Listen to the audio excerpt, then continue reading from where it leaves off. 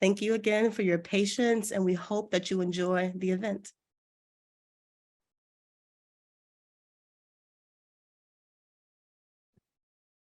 Thank you, Crystal. Thank you, MP Carver and Mass Poetry. Thank you, Jennifer, and Cindy. I'm so looking forward to hearing you. And thank you all for being here.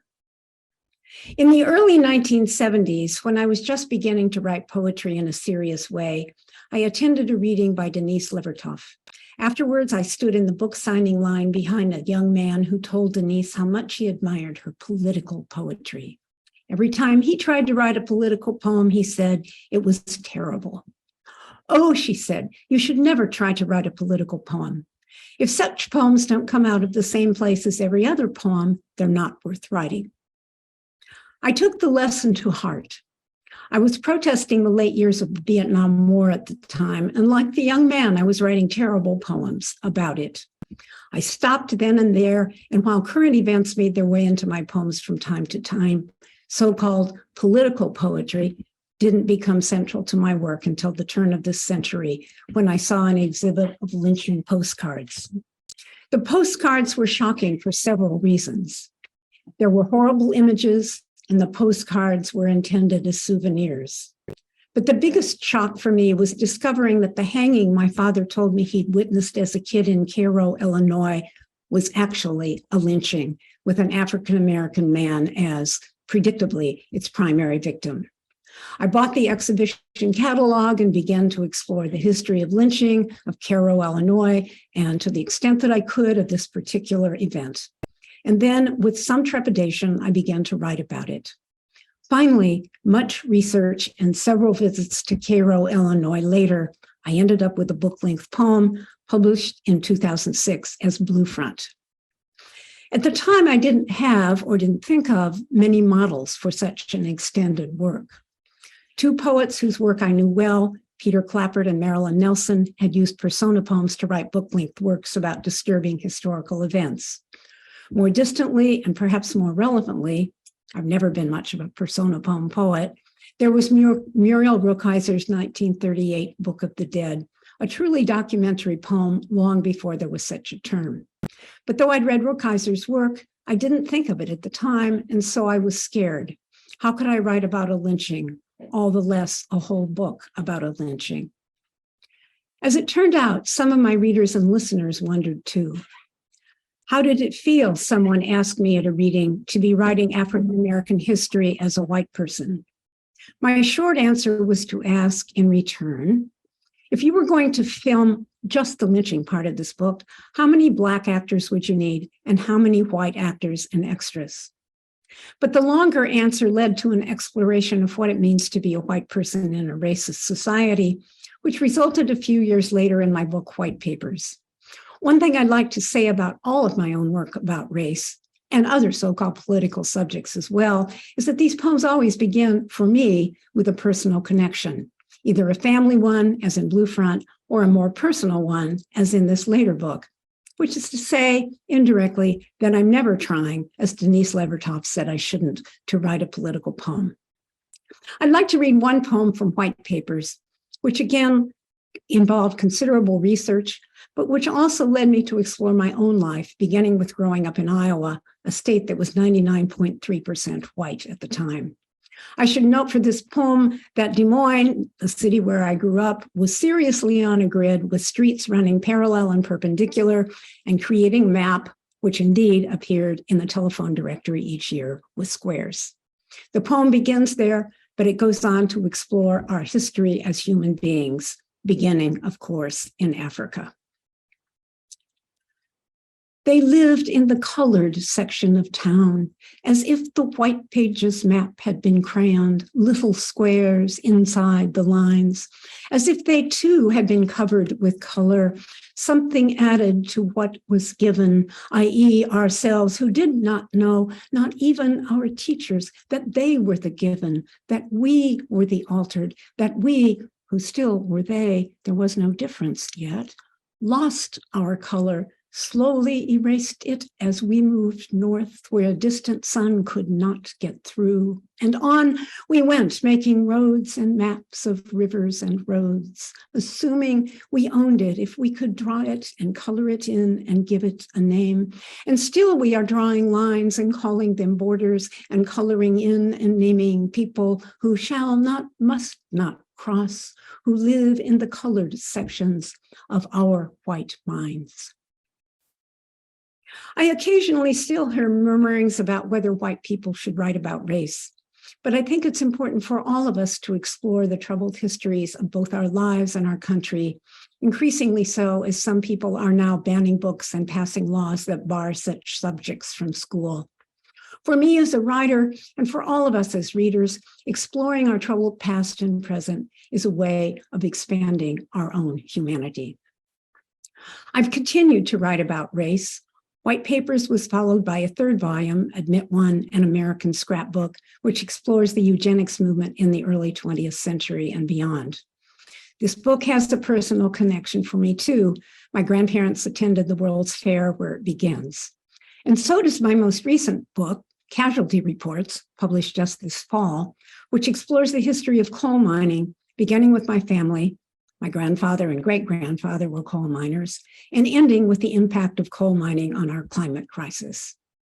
But race continues to be a subject for me in that book too, as is war, the subject I began exploring back in the 1970s. And I'd like to close by reading a poem from this new book that was inspired by the late Jake Adam York, a white man from Alabama who visited sites where martyrs of the civil rights era and movement had been killed and wrote about them. Jake intended to write about all such people, and when he died at the age of 39, the also late John Tribble invited all poets to finish what he'd begun.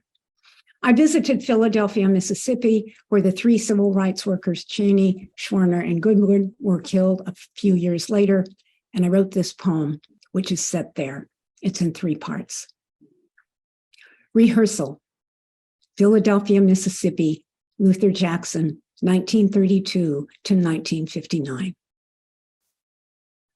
A block from the county courthouse with the Confederate soldier memorial, past the jail where the civil rights workers were held while the Klan assembled in 1964. Down Bird to Oak to Water to Pine, past magnolias into sweet gum catalpas, into this dead-end cave of trees where he parked one night with a girl and passed out, and Officer Rainey found them and ordered him out of the car and pushed him out of sight of the girl who heard 2 shots and heard Rainey say, "Come down, I think I have killed up." And then the coroner's jury said justifiable homicide, and Medgar Evers requested an investigation, but the Justice Department said no violation. And 5 years later, they accused Rainey and 20 others of conspiring to kill the civil rights workers, but 3 years later, Rainey himself was acquitted. And 50 years later, the FBI reopened the Jackson case, but found no police, no county records, just newspaper files and relative stories. And anyway, Rainey was dead. Of course, I couldn't have been that girl. But if I'd been the white girl I was and lived here and read the papers, would I have questioned justifiable? And if I'd been here 5 years later and read about the civil rights workers, and decades later when Michael, Eric, Tamir, Philando, and all the others, can I imagine myself in that car at the end of this dead-end street where a man was ordered out of the car and the girl who was with him, who was not me, cried, "You have killed him for nothing." Thank you.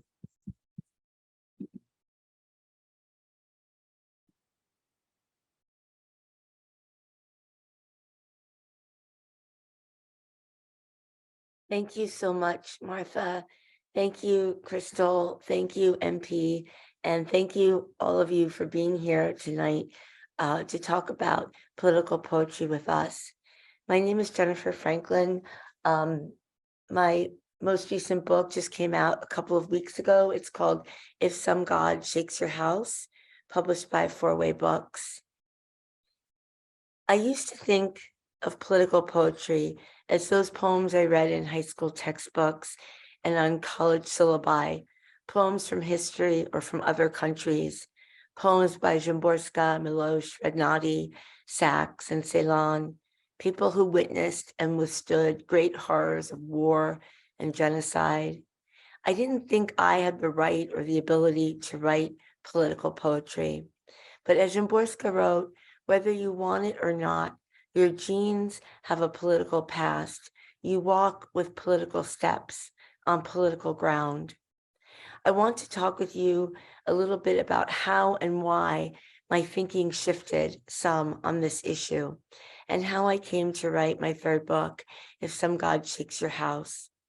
Although women's issues and women's rights were central to my work, including in my undergraduate thesis, I never considered my poems political until the most recent book.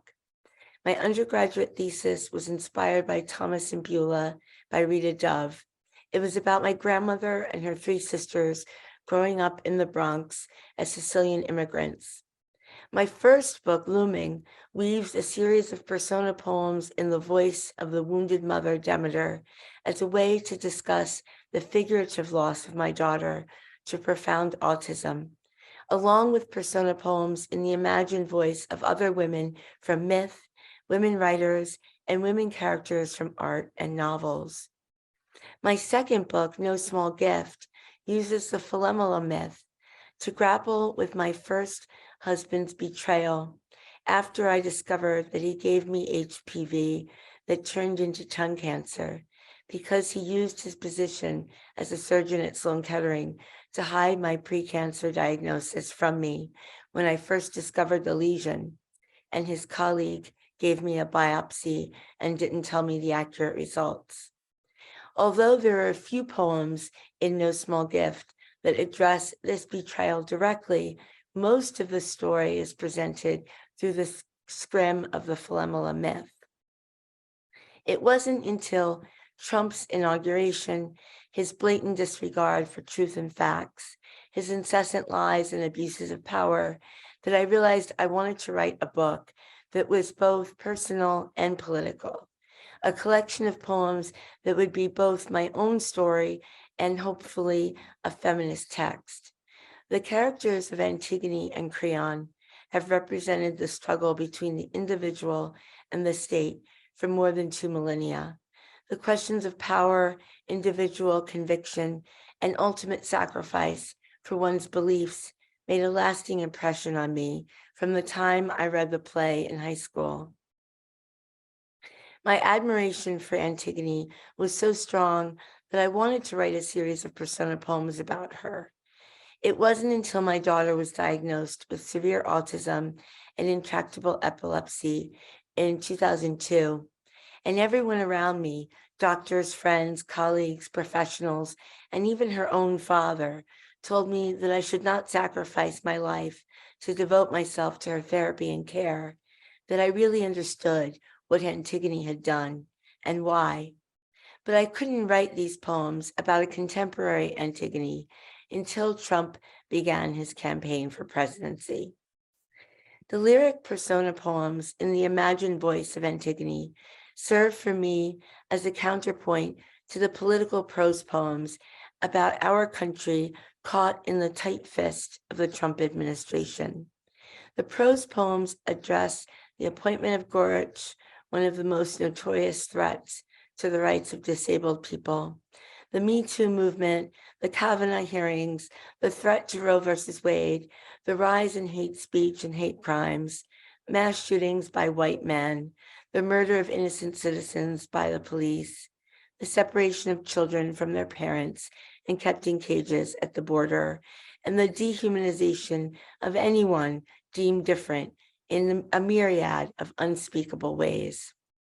I felt that even though I didn't have the answers to these horrors I was reading about in the newspaper, most of them from a position of privilege, I could not look away, and my poems had to engage in some way in this struggle or at least bear witness.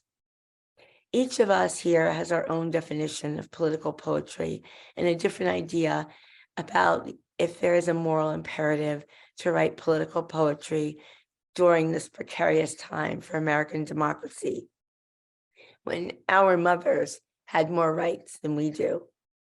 Most of the prose poems I ultimately included in this book focus on women's rights and bodily autonomy, and the rights of people like my daughter who are so disabled that they cannot speak, read, or advocate in any way for themselves. The last poem I wrote for the book was written the day after Roe versus Wade was overturned. My editors generously allowed me to add this poem after the book had already been sent in and typeset, because the fear of the repeal of Roe looms over the entire book. The erosion of reproductive rights is happening every day. Just last week, a Trump-appointed judge in Texas ruled that the pills that end 50% of unwanted pregnancies was not properly approved by the FDA, so they will no longer be sold in any state 7 days from now. The repercussions of this will be felt by all women in every state, not just the states that have deemed abortion illegal. I was born in 1973, a few weeks after Roe versus Wade was signed into law. Until last summer, on paper, I always had the right to choose. I'm going to read you 2 poems from this collection, If Some God Shakes Your House, and they're both prose poems. The first one is called October. Both of these poems were published in Massachusetts journals before they were published in my book. October. I tried to keep the image of the sunset over the lighthouse at the edge of the Cape, but the tornadoes we drove away from on our way home erased it from my mind. We never reached the lighthouse. The white-headed dog got sunstroke and collapsed in the sand. We hitched a ride back to the bed and breakfast. I hold the few people I love in my fist, like the wooden tulips I bought myself one Mother's Day.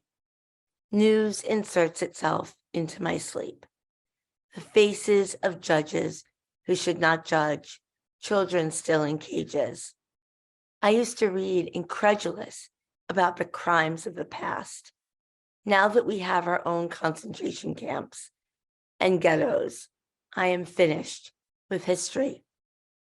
Sontag wrote, "Someone who is permanently surprised that depravity exists, when confronted with evidence of what humans are capable of inflicting in the way of gruesome, hands-on cruelties upon other humans, has not reached moral or psychological adulthood." One fall, not long ago, I grew up. The pumpkins piled in cardboard boxes pitied me as I walked past. I no longer hold my tongue like the good girl I was taught to be, hair brushed and braided. The waves beat the whale-watching boat and returned me to the months I was pregnant and told not to end it by my husband, by my mother.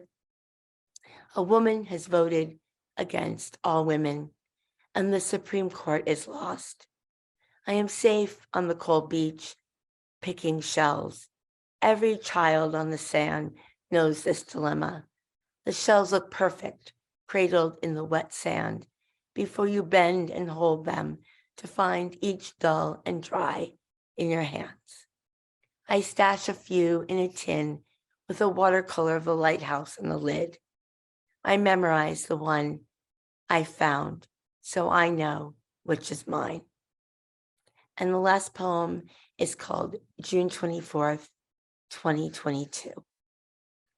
That hospital room. For 2 decades, I have tried to crawl my way out. Its off-white walls and antiseptic smells still torment me. I read today's headlines and think of all the women and girls now stripped by the state of their right to choose. 22 winters ago, I begged them, first my mother, then my husband, together. I cried, hair matted and dirty from vomiting for 3 weeks. Excuse me. I pleaded with them not to force me to have the baby, as if my body already knew at 7 weeks pregnant how sick she was and how the architecture of my life would be destroyed. Instead of helping me, my husband ordered a psych consult. He was a doctor, so he convinced the attending I was hysterical and didn't know my own mind. Anyone with a mind knows this has always been about control. Because I love my daughter more than myself, there are some decisions that still shut every door. Dickinson wrote, "To attempt to speak of what has been would be impossible. Abyss has no biographer. Nothing is enough. I volunteer to accompany women to clinics, send money to local abortion funds, write postcards to swing states. My body still a sanctuary and a shrine. My daughter crumbles like a rag doll when she seizes, her heavy body limp in my arms. I watch us from above, our forced and permanent pieta. Can you see the truth? The child isn't the one who is dead." Thank you.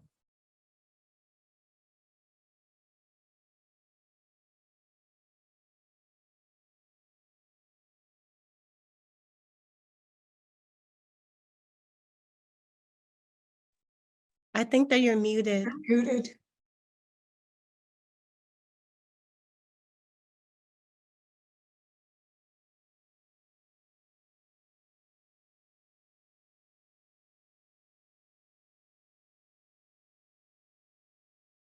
I'm sorry, Jennifer. It seems that we can't hear you.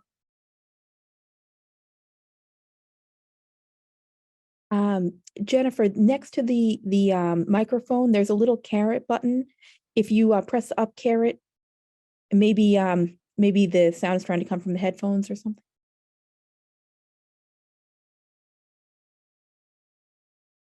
Not yet.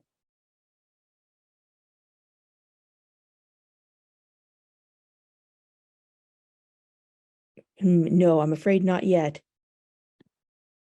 Nope, nope. And just to check, are you changing the ones, select the microphone at the top? Let's see. I'm No. trying. Oh, say again? Yes, now? We've got you. We've got Yes, you. okay. Amazing. Okay. Awesome. I'm super happy to be here with all of you. I'm zooming in from Salem. That was the thing I was super excited to say, is that I'm here in Salem, the home of the Mass Poetry Festival, which is happening in the first weekend of May. And I hope everyone comes to my town to celebrate poetry. And I also wanted to say thank you, Jennifer, for inviting me to be part of this panel. I find myself rather bemused to be part of a panel because I am, in my understanding, I've long understood that I do not write political poetry. What I write is poetry about humanity to affect culture, not politics.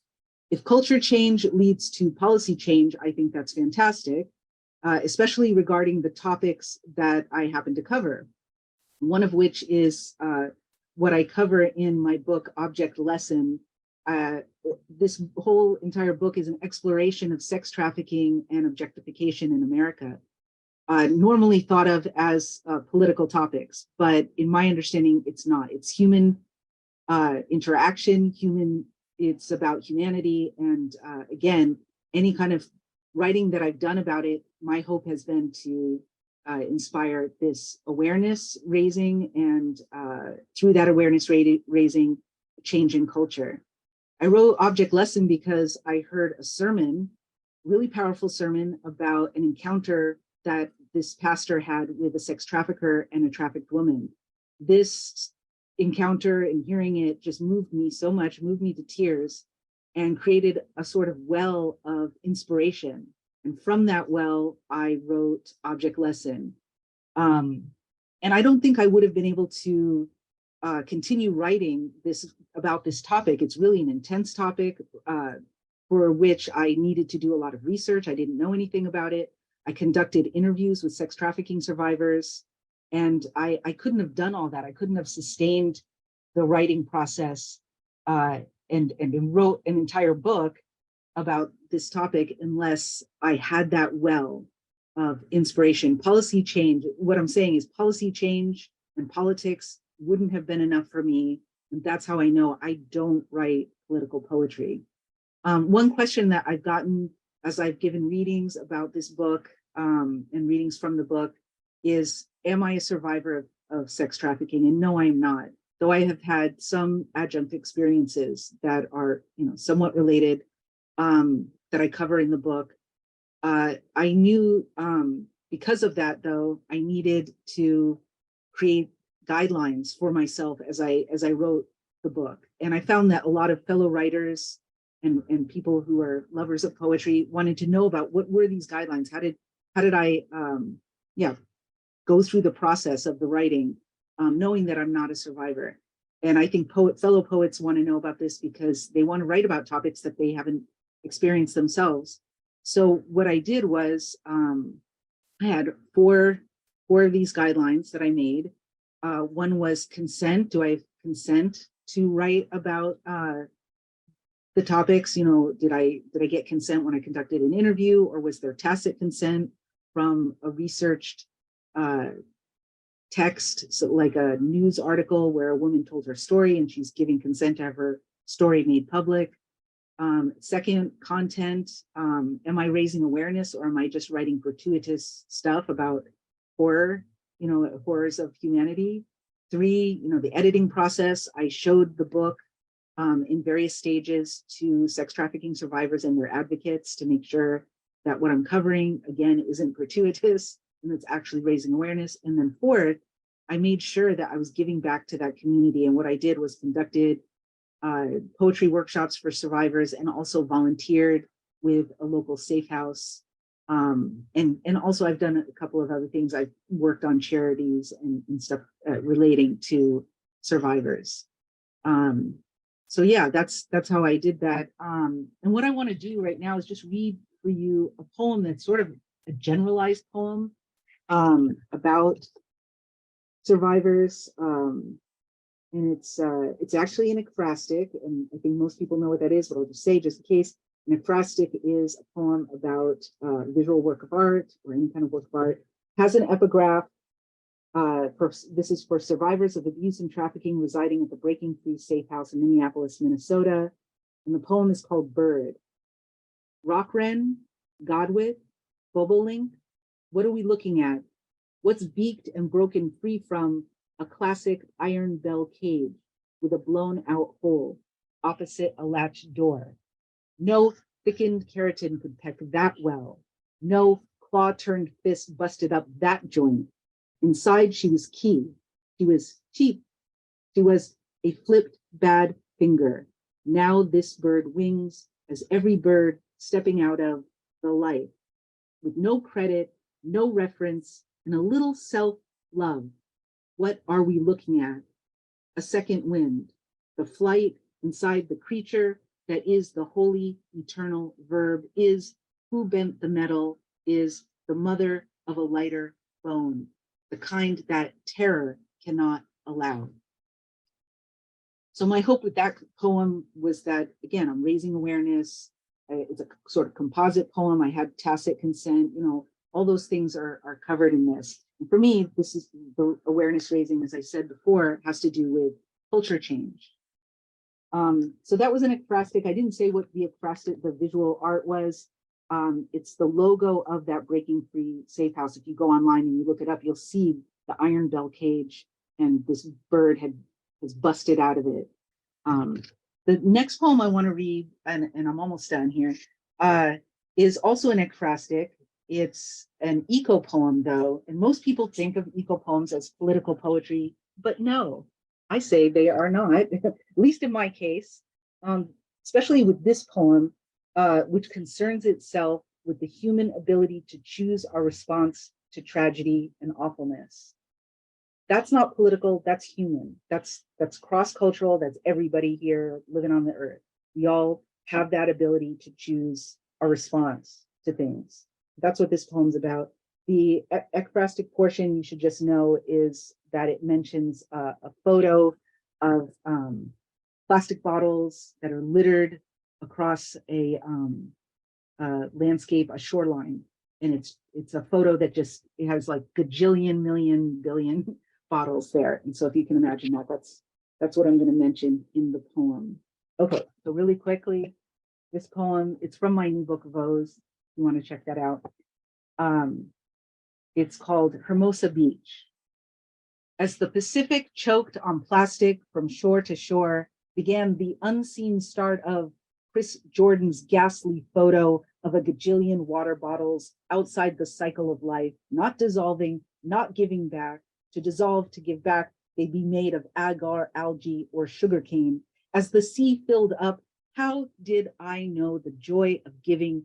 Joy when I'm hungry, when I'm fresh out of foster care. I mean, we shared our shoulder knob, butt cheek, descended tummy burn lines on the Buccaneer camp bus pulling out of Hermosa, my lunchless stomach grumbling under a weird strip of red.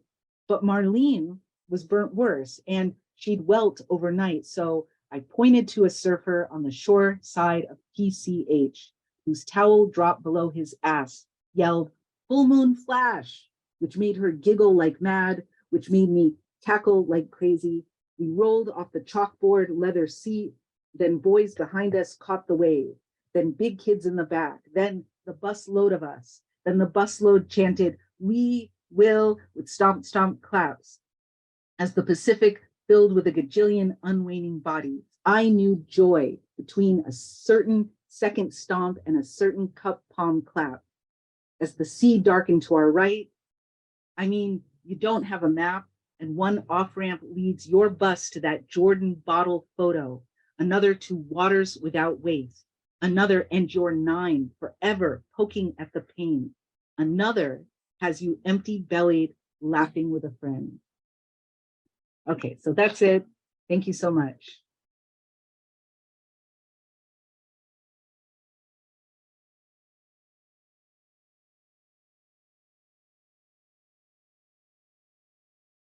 Hi, everybody. Can you all hear me okay? Okay, great. Hi, everybody. I'm Jennifer Martelli. There are so many Jennifers here today. So first of all, a big thank you to Jenny Franklin and to all the panelists. It's just been really great. I admire your work so much, and I love talking about political poetry. Thank you, MP and Crystal, for walking us through this. So there's a lot of moving parts. I know that, and you really do a great job with all of this. So I love this topic. All right, I need to say this. If you know me, you know I love this topic. When I think of the term political poetry, I think of poetry that engages with the world and all its tribulations in real time. Poetry that explores how the writer is affected by the political landscape. A few weeks ago, I was at a reading at Hudson Valley. Jenny and Claudia Rankine was one of the readers, and in the question Q&A section, somebody asked her about, writing political poetry. And I will thank her from the bottom of my heart for what she said. She said, "I write what I write. Anything else is another conversation." I loved this. It implied that the poet lives in the world and is part of the world. I write what I write. I could have, and I have, I could write about cats. I could write about flowers or my children, and I do that. Writing a political poem has never been a choice for me any more than writing about whatever walks through my room. And when I say my room, I mean my consciousness. In the other world, in the world outside of poetry, I'm involved in politics and activism, and I have been for a very long time. And I've never, ever once approached poetry as a way to teach people or a way to change anybody's minds or to enlighten. I sit down to write a poem, not a letter to the editor, not to my congressperson, not to my senator. I craft a poem, and at the end of the day, that's what matters to me. So this is sort of my history with political poetry. I feel like I'm echoing, Jenny, what you were saying. Prior to 2016, my poetry really addressed anything that we'd call political. I was working on a collection, My Tarantella, which recounted the murder of Kitty Genovese in 1964 in Queens. It also explored my own childhood growing up in a working class Italian community in the 60s and 70s. Again, all of this was historical, but not political at all. After that election, the book changed for me. It was as if I were in a ship and it just changed course. I recognized that the trauma I was writing about in 1964, this woman's murder, was happening to this country. And it felt like it was happening to me. I felt that voices were being ignored, that people weren't coming to help. And I started to write poems that brought in both the murder and the election of Donald Trump. This book was followed in 2021 by The Queen of Queens, which confronts the misogyny and cruelty of the 80s, personified by the nomination of Geraldine Ferraro to the vice presidency. She was a very pro-choice Catholic Italian woman who had more constitutional rights then than we have now. And, she lost, that ticket lost horrifically, like the whole country basically voted for Ronald Reagan. But there was a circularity to what was happening then in the 80s. This was the second time I could vote for a president, and I was so proud to vote for her. And I felt that things were repeating, in the 2020s. I mean, I've heard a lot of criticisms about writing political poetry, that it's rarely any good, that it's too topical, that it's too recent. And my question is, so what? Again, I write what I write, and I live in this world, and people who are writing about what's going on around them, it's happening. I mean, flowers grow around us. There are bad poems about flowers and trees. I that doesn't seem to be a fair criticism. I guess somebody once asked me about, am I afraid of alienating readers, possible readers? And I suppose that can happen. And I suppose there are different audiences for every poet. I guess that could happen with anybody. Somebody might say, I might not want to read about war or about, having a child. That could happen. Lately, my more political poems have been concerned with abortion.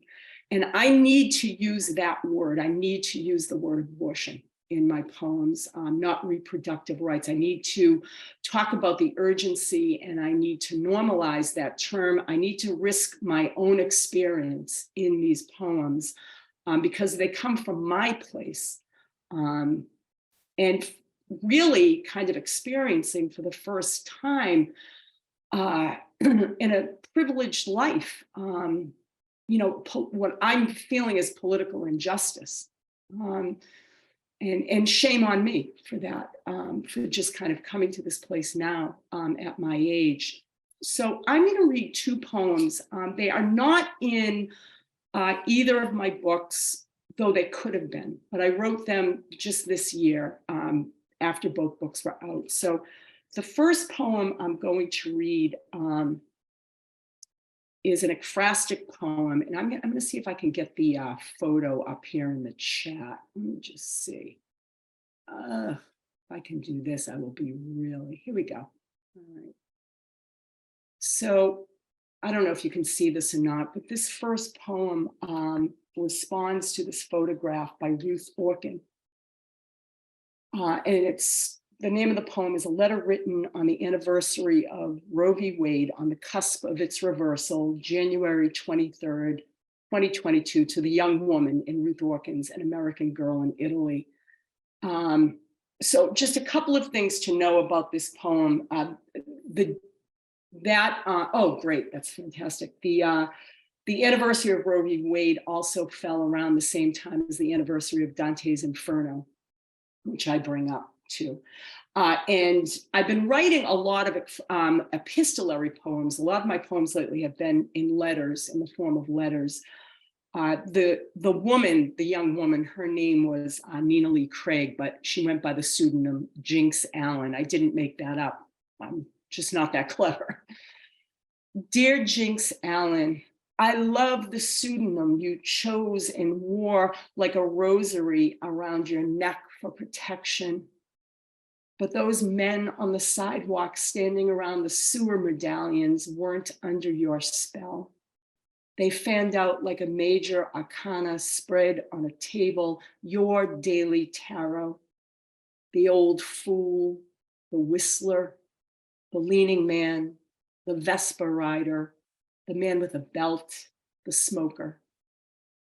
Were you walking in the shadow of St. Mary of the Flowers' massive red dome? In the silver gelatin film, the forget-me-nots, lilies, and tangled vines in the metal basket nailed to the stone facade needed more light.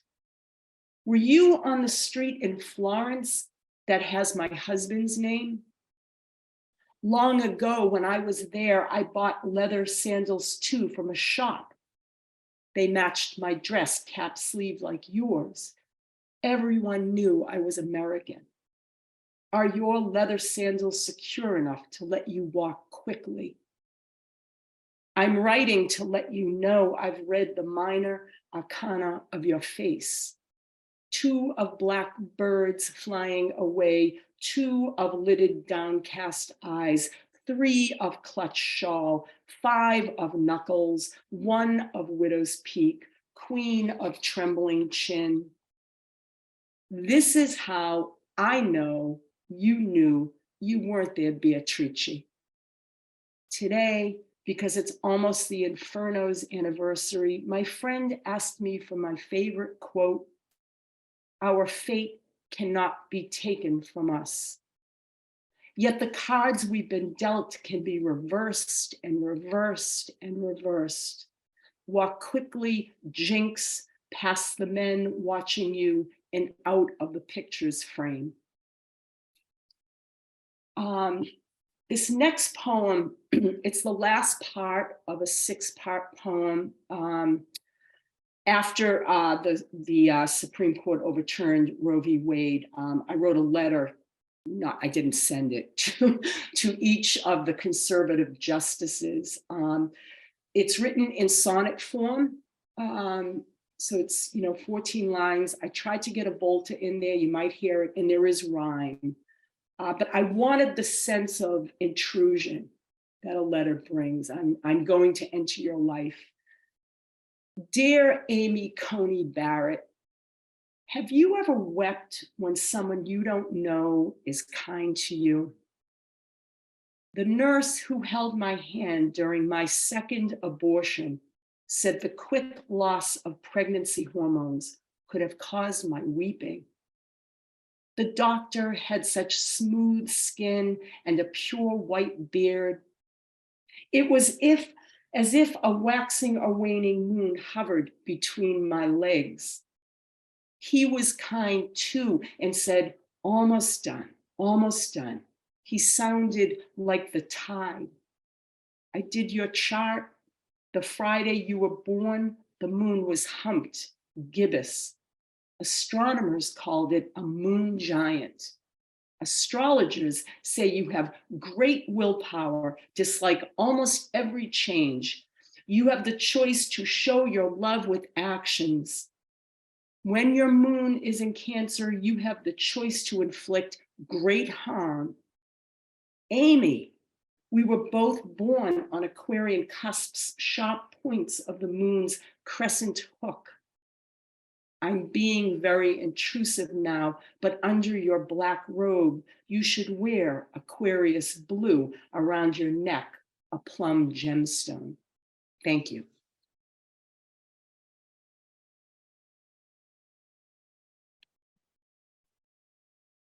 Hi, everyone. Thank you all for being here.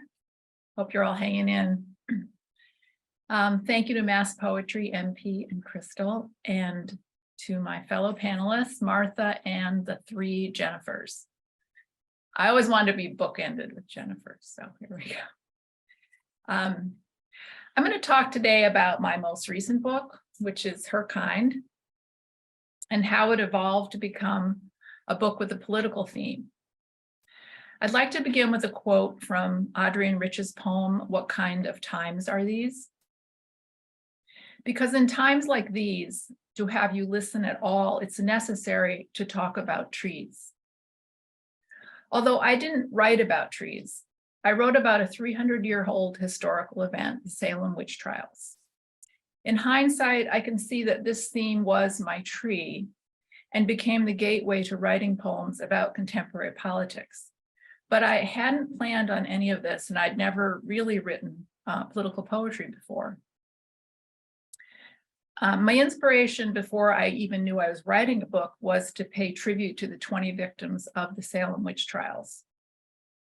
So in 2016, after living in the Salem area for about 25 years, I stumbled upon the Salem witch trials memorial when I was cutting through a side street. And up to that point, I had succumbed, like so many others in the area, to the witch kitsch narrative of modern day Salem. But for some reason on that day and in that place, I was changed. You know, it was the realization that these were innocent human beings who were murdered. And I decided to write a poem about each one of those victims, and that became a chapbook.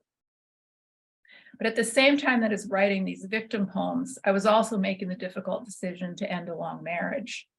And as the person who filed for divorce, I felt judged and I felt guilt. And the majority of the victims of the witch trials were women, and many were persecuted for living outside of Puritan norms. As I empowered myself to do what I needed to do, I felt a sort of kinship with especially the female victims, which are represented in Her Kind. A woman with agency who dares put herself first, dares to defy what is expected of her, is often a target. All this coincided with Donald Trump's campaign for presidency and being elected president. He was like a poison to me. His narcissism, misogyny, and references to witch hunts and the witch trials in order to paint himself as a victim were triggering. And so he found his way into this book. Often the political connections that I made were subtle, and they were drawn simply by titling the victim poems with Trump quotes or headlines related to Trump. Here's some examples of those. I have seen women manipulate men with just a twitch of their eye. That was from his book, The Art of the Comeback. A crazed, crying lowlife and a dog. That was what he referred to Omarasa as. Another title, No Collusion. Another, Such a Nasty Woman, his pet name for Hillary Clinton. You are witnessing the single greatest witch hunt in American political history. Another one. And then Obstruction of Justice. So I'm going to read one of those victim poems with a title from a headline at that time. And this is a traditional sonnet minus meter, which is my nemesis. Trump has called the investigation a witch hunt 84 times.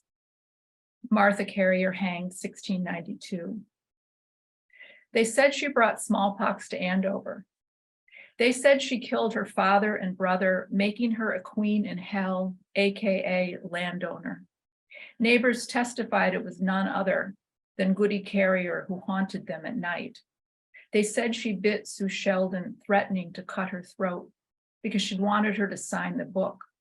She stuck a pin in dumb Ann Putnam, killed Samuel Preston's cow for being very lusty. And there was that devil man whispering in her ear. Somehow she caused the death of Alan Toothacre's cat.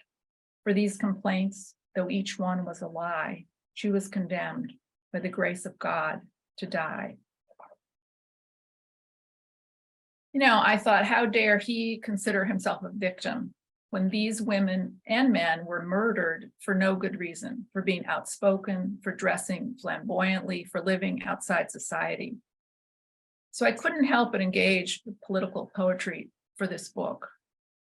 And going through my own divorce and having these feelings of guilt and being judged, the book became even more feminist than I had initially intended, where I had initially included the male victims, but I ended up cutting them all out in the end. They didn't have a place in the book. At the same time, I wanted to push back at the patriarchy and to celebrate women as witches, sort of reclaim the word witch, and to hold up women that were conjuring their own magic. Taylor Swift's song, I Did Something Bad, is a perfect example of this sentiment, and tweets related to a Swift performance became one of the poems in the book, called Taylor Swift Makes Forbes' Most Powerful Women List. Similarly, another poem, Woman Climbs Statue of Liberty in Protest, recounts a woman's defiant act of protest against the zero tolerance immigration policy. And that poem is also another traditional sonnet. Woman climbs Statue of Liberty in protest. Teresa Patricia Akumu, guilty of trespassing, 2018. She said, I climbed to protest our nation's zero tolerance immigration policy. She said, I climbed to abolish ICE. They said trespasser. They said disorderly conduct. When she sat on the skirts of Lady Liberty, we watched them climb after her. They said, get down. Our hero said, I'm not discouraged. She made her bed, and we watched and cheered and put a curse on those who wanted to arrest her for protesting, putting children into cages. Oh yes, we witches watched her carry our truth up and over that ledge like a beautiful soothsayer, strong and live. Goodbye, dark ages. We climb with her, we climb with her. So I don't really consider myself to be a political poet, but a poet who sometimes writes political poetry when I'm moved to do so. I've learned to follow the poem or the manuscript where it wants to go. In the case of Her Kind, the witch trials led to writing about my divorce process, which led to writing about contemporary political events. It wasn't planned, it was organic. The challenge once I realized I needed to do this was to do it in a way that wasn't heavy-handed or didactic. I was committed to presenting the material in a way that I hoped would promote empathy and humanity. Will I write more political poems? I've tried to write about Roe and war, and I don't feel they've been successful. I write what I feel I must write and what I need to write, and sometimes that is political. And when it's political, I always think about that Adrienne Rich poem and try to write in a way that will be heard. And I'll just close by reading that poem. What kind of times are these? There's a place between two stands of trees where the grass grows uphill and the old revolutionary road breaks off into shadows, near a meeting house abandoned by the persecuted who disappeared into those shadows. I've walked there picking mushrooms at the edge of dread, but don't be fooled. This isn't a Russian poem. This is not somewhere else but here, our country moving closer to its own truth and dread, its own ways of making people disappear. I won't tell you where the place is, the dark mesh of the woods meeting the unmarked strip of light. Ghost-ridden crossroads, leaf mold paradise. I know already who wants to buy it, sell it, make it disappear. And I won't tell you where it is. So why do I tell you anything? Because you still listen, because in times like these, to have you listen at all, it's necessary to talk about trees. Thank you all.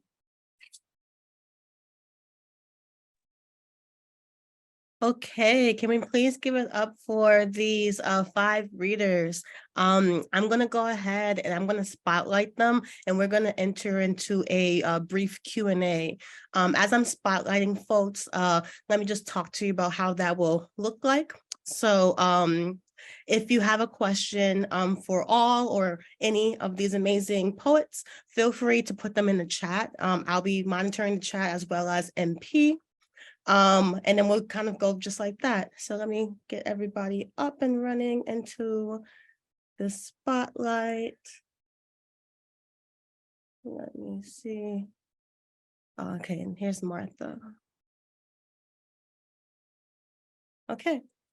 So looking at the chat right now, we do not have any questions yet. I'm curious if either of the five of you want to start out with a general question that you can all answer.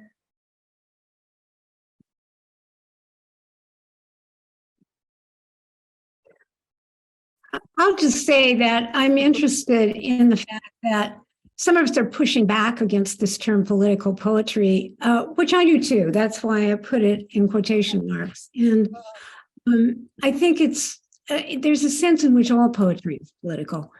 And so you're writing from indeed some sort of humanity, but I think categorizing it as if there's this kind of poem and then there are other kinds of poems is something that I think all of our poems, whether we ourselves push back on the term or not, I think all of our poems really push back on that and present themselves as something that, doesn't have a political purpose, to refer to Jennifer 2's 3's, whatever comment. So that's just a comment.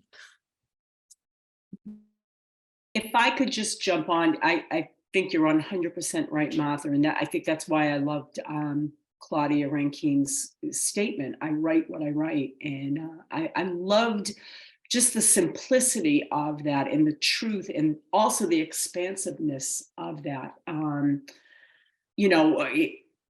Because people ask that specific question, what about writing political poetry? And she's like, I write what I write, and what comes through, and it may be defined as political.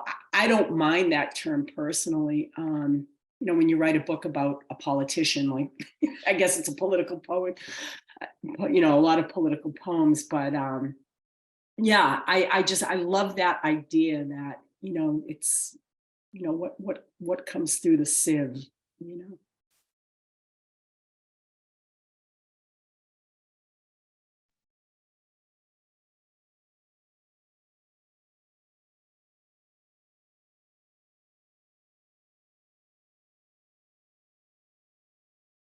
And actually, I'm going to ask a question real quick. I was going to try to post it in chat, but it was taking me a while to word it, so I'll just try it out loud. So I find like some of the topics that you're writing about, and sort of some of the topics that kind of fall under that political label, there are such upsetting things going on in the world and in our lives that they're almost difficult to write about because they require so much emotional processing. How is that process for you? How do you deal with those emotions? How much are they necessary for the writing, or how much are they something you have to get kind of over or through or past to write? I mean, I can speak to that a little bit. For object lesson, as I said, exploring sex trafficking, objectification. I actually went a little bit too far down the rabbit hole, I have to say, at certain points, and I had to put some boundaries around what I was doing. And, thankfully at the time I was already seeing a therapist, which helped. But I realized I had to really limit what I did, and even pull away from the topic. Like I said, one of my 4 guidelines was to give back. And so I was teaching, and I even started a program, Free to Write, for sex trafficking survivors and other trauma survivors. But I had to put that on hiatus because I just saw myself going further, deeper down a rabbit hole that wasn't safe mentally and emotionally for me. So it helped to pull back. So when MP used the word through, like working through it, I think I just had to go through that and make that realization, like, okay, at a certain point, I have to be done talking about this, like it as a sole focus. Not that I'm ever done, because still poems are coming out of me that are related to it, but in terms of the sole focus, I had to just pass through something and realize the things about myself and go through the emotions, especially during readings. That was always hard. I found myself always almost crying. And, I think everybody here has had that like stuff, and you probably heard everybody in the audience, you heard the readers, their emotion in their voice coming up. And that's part of it. I think processing that is part of the raising awareness, almost like we're saying, okay, you know what? I'm going to say yes to processing this difficult thing. Like we're sacrificing something a little bit, or maybe not sacrificing. It's not it. I mean, more like we're just letting it happen and moving through it, and and saying yes to it. And then the audience, I think, can do it a little more easily. That's a better way to say it. That's what I found. That's just my personal experience, that talking about the sex trafficking and the real horrors of it, that if people were like, okay, you did it. Now I can go home with your words and just kind of sit with it like a little bit at a time and take it in a little bit, and then become aware slowly, so we're prisms in a way. All right. I have some thoughts on that, and most of them are things that I've learned from other people. Edward Hirsch talks about, with his book Gabriel, about the death of, it's a full-length, book-length poem about the death of his son. And it's all written in tercets. And he talks about how when he was writing about his son's death in his diary, even though he was doing that every day, it wasn't cathartic to him until he wrote it into poems, until he translated it into his craft, into art, and brought in other poets that he had known very well through his reading of them, mostly historical poets who had lost children at a young age. And it wasn't until he made this book that he felt like he could start healing in some way. And he simultaneous to that, he talks about how everyone around him was constantly telling him to get over it. And he was saying, you don't get over it. You don't really ever get over the death of your child. You can go on, you can survive, you can prevail, but you never get over it.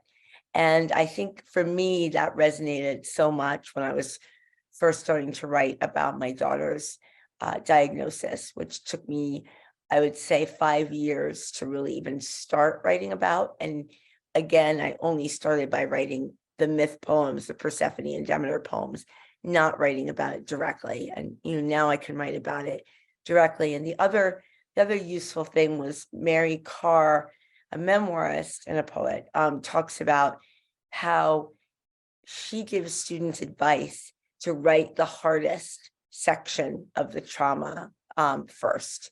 So either the hardest topic and make it into a poem, make it into part of your memoir.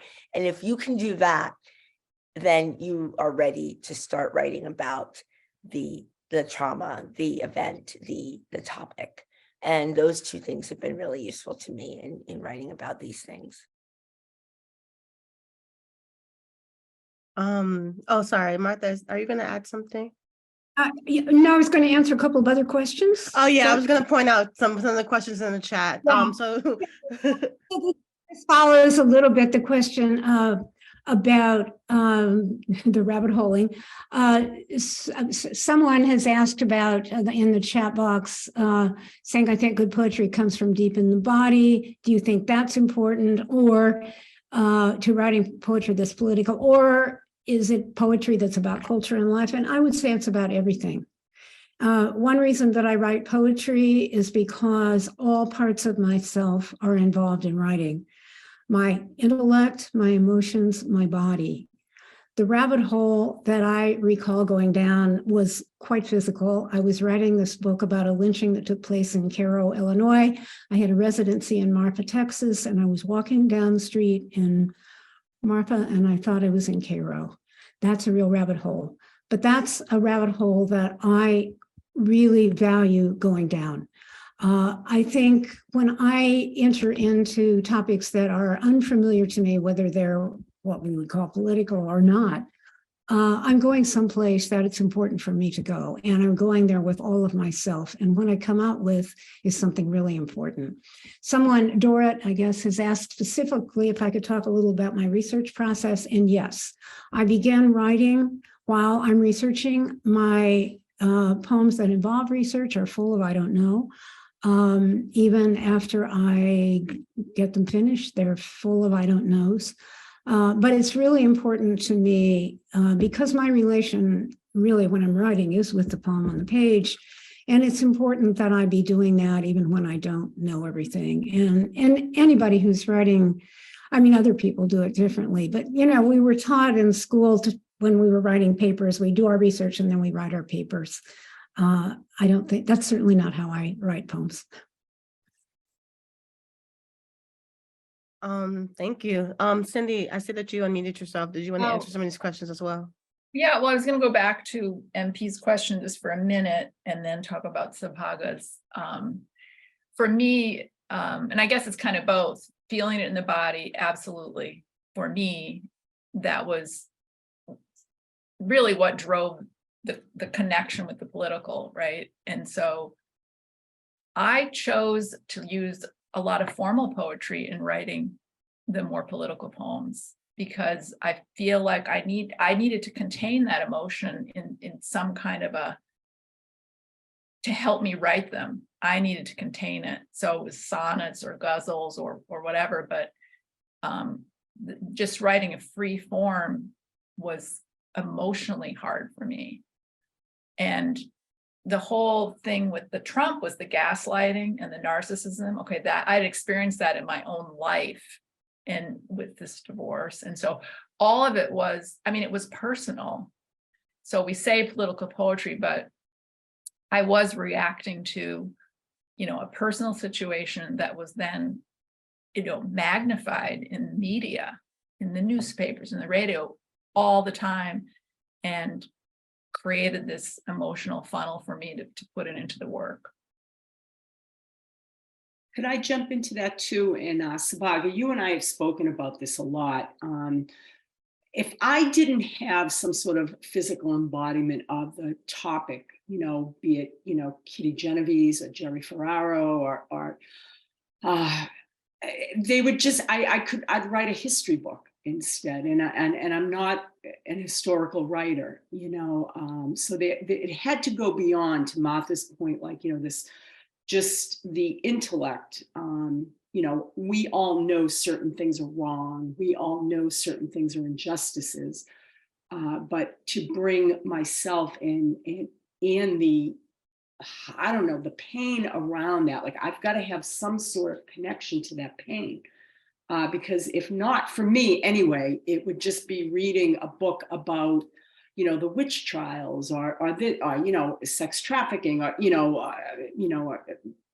Donald Trump. For me, there's got to be this physical, emotional component to it. And then there comes the craft, you know, and there's the craft. Somebody asked a really good question about publishing this too. I don't know. I thought that was an interesting, a good point. Yeah, where to send this. Yeah, I saw that too, Jen. And you know, I think that same question cited like the New York Times, the New Yorker is maybe not publishing political poetry, and I think maybe they're trying to go to an audience, be more accessible or something. But there are journals that will publish poems that are political, and they're varied. You know. I mean, who will take them. So I think it's just doing research on each particular journal to find those that are best for that type of work. I wanted to say something about that too. So for my book, I didn't have as much trouble placing the individual poems about sex trafficking, but the book itself, it placed finalists and semi-finalists a ton and didn't get placed. And I wondered, you know, is it the topic? Is it this charged topic that people don't want to look at? Of course they don't want to look at it, you know? And so I finally, my publisher is Lily Poetry Review of Books. The publisher is Eileen Cleary. She's fantastic. And I just, in talking to her, I got to have a conversation with her because we knew each other a little bit, and I asked her if I could submit it, and she was interested in it. And because we could talk about it, and I think she had seen me give readings and create language around the topic in the book. So there was also some kind of energetic momentum, but just practically speaking, language was created around that topic. And you know, all the threads and stuff. She understood, and I think it absolutely had to be a publisher that understood what was going on. All the background, all the so much that I couldn't say because of time here, but I needed to have the exact right publisher because not everybody, they liked it, but they didn't want to go there, you know. And I actually definitely needed someone who was willing to go there. So I think it's a, you know, now I'm talking about book publishing, not individual, but it's worth waiting for a publisher that has your back on whatever the topic is, and you know, knows all the places that it could go and all the things that it's going to raise, whatever the difficult topics are. Again, political or connected, you know, coming from humanity, about culture, the way I talked about it, whatever it is, whatever the difficult topic is, the writer definitely needs the publisher there. And a community too, I have to say, that has their back. That's helpful too, and I've had that. My very, I guess, quick question is, how can you all, as folks who dabble in political poetry, push back against that stigma? Mainly because when I think about certain folks whose work is inherently political just because of the different social identities that they occupy, and thus their life is politicized, right? When I often hear about people talking in regards to political poetry, it's like the boogeyman, even though there's actually nothing wrong with something being politicized, especially if, you know, living in America today, it has inherently made itself political, right? It's founded on political grounds, right? So how can folks like challenge that stigma, push back against that stigma?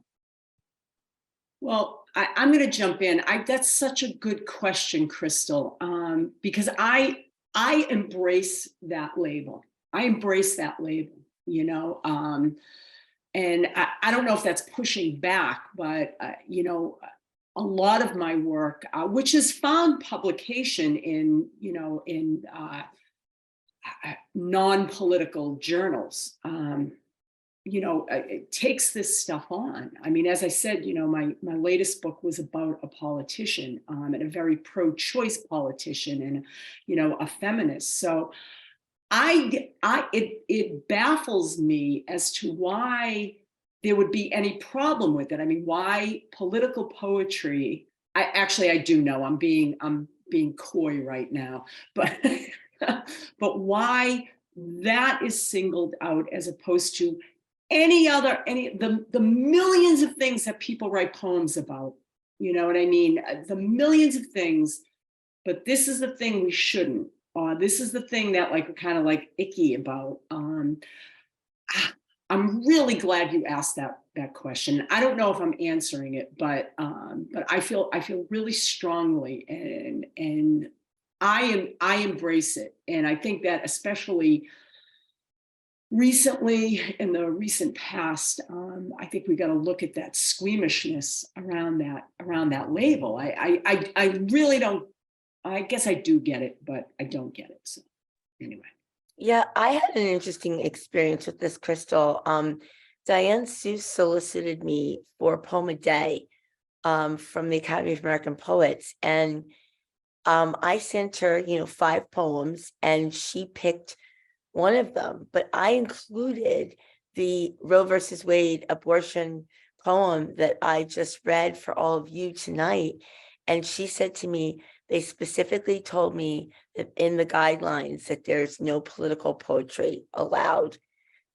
So she said, I don't want to send that one even as a suggestion to them, because they might just say no to Jennifer Franklin altogether. So that was really eye-opening to me. And I didn't think of poets.org, Poem a Day, as a place that wasn't specifically publishing anything that was political. But I think the abortion issue is such a huge hot topic for people that they get a lot of funding, and they probably have funding from all sides of the political spectrum. And so maybe, I mean, this is my own speculation. I don't know the answer to it, but I think it was really eye-opening to me, at least, to see that that poem didn't place when I sent it out to journals until my book was about to come out, and Pest magazine, a magazine out of Massachusetts, published it right before the book came out. But that was a poem that people didn't want to really get involved with. So I think abortion is one of those really controversial topics still.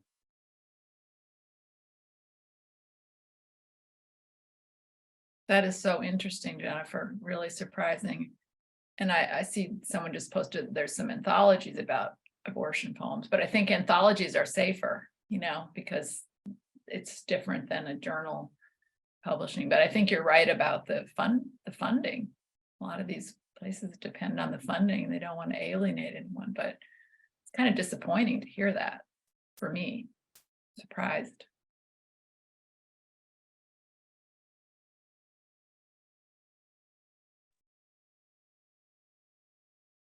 So we have just 5 minutes left, which means that we are unfortunately have to start winding things down.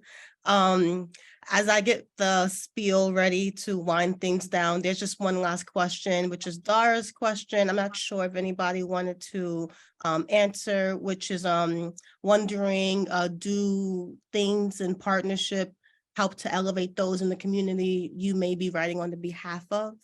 That can be kind of our closeout question. I can say something. Oh, I think I mentioned this actually, that I did make sure that I taught poetry workshops to sex trafficking survivors, volunteered at the Safe House, as well as participated in fundraisers. Actually, that's the thing that I continue to do. And I keep in touch with survivor advocates that I befriended, and try to give back as much as I can and post things and about the topic and still talk about it to poetry audiences. That's one thing that that I know I've done. And I think that if anybody, I think there are probably people that are here that came to this talk because they want to talk about charged topics, however they're labeling them or not labeling them. Something they know they're charged. I mean, definitely do the give back, definitely be in communication with people who have gone through stuff if you haven't. And keep checking yourself over and over. I think we all agree with that. I know for me, I also want to say, don't be afraid to tackle the tough topics too. If you're doing all that stuff, if you're processing, then good poems will come out of it. And it might be that's why a lot of the past political poetry, like I'm talking not us, way in the past, things that people consider political, maybe people weren't giving back and being in communication. Maybe that's, I don't know. Maybe that's what happened, and that's why it got a bad rap. This genre, I'm not sure, but I think all of us here, we can do that. We can give back. Okay. So thank you all so much. You'll find links to support the poets directly and buy their books in the chat. And I've been asking this all night, but can we just one last time give a round of appreciation for our poets, Martha Collins, Jennifer Franklin, Jennifer John, Jennifer Martelli, and Cindy Veach.